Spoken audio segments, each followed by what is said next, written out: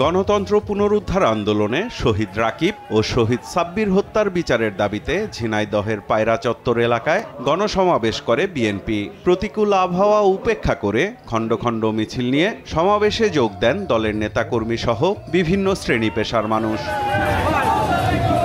প্রধান অতিথির বক্তব্যে বিএনপির ভারপ্রাপ্ত চেয়ারম্যান তারেক রহমান বলেন, স্বৈরাচার বিদায়ের কৃতিত্ব দেশের সব মানুষের। 16-17 বছর ধরে যে স্বৈরাচার জনগণের কাঁধে চেপেছিল, সেই স্বৈরাচার পালিয়ে যেতে বাধ্য হয়েছে। এই কৃতিত্ব বাংলাদেশের সকল মানুষের এই কৃতিত্ব।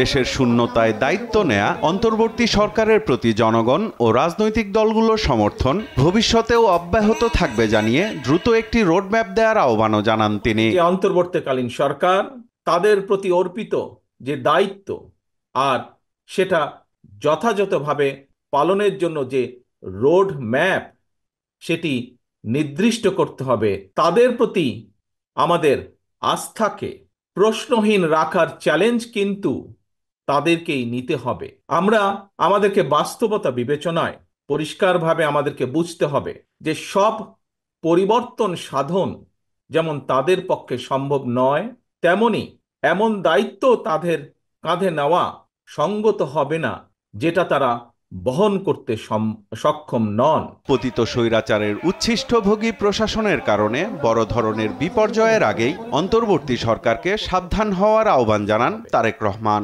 স্বৈরাচারের ফেলে যাওয়া যে দলবাজ উচ্ছিষ্ট প্রশাসনের চলমান ষড়যন্ত্রের কাছে কিন্তু এখনো আমরা দেখতে পাই যে বর্তমান এই অন্তর্বর্তীকালীন সরকার মাঝে মাঝেই অসহায় বা বিপর্যয় বোধ করছেন।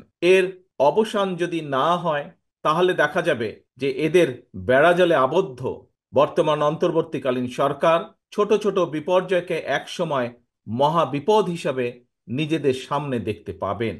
তিনি আরো বলেন, জনগণের রাজনৈতিক অধিকার ফিরে পাওয়া ও অর্থনৈতিক মুক্তির ওপরই গেল 17 বছরের গণতান্ত্রিক আন্দোলনের সব আত্মত্যাগের সফলতা নির্ভর করছে। রাজনৈতিক অধিকারের পাশাপাশি একইভাবে যেদিন বাংলাদেশের মানুষের অর্থনৈতিক মুক্তি অর্জিত হবে, একমাত্র সেদিনই আমাদের শহীদদের 71 সালে স্বাধীনতা যুদ্ধের শহীদ এবং একই সাথে গণতন্ত্র পুনরুদ্ধারের আন্দোলনে যারা শহীদ হয়েছেন, যারা বিভিন্নভাবে ক্ষতিগ্রস্ত হয়েছেন, তাদের এই ত্যাগ সফলতা লাভ করবে।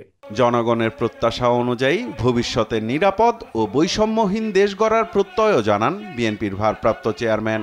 জনগণের প্রত্যাশা অনুযায়ী দেশকে গড়ে তুলতে হবে। সাইফুল রিপন, দেশ টিভি, ঢাকা।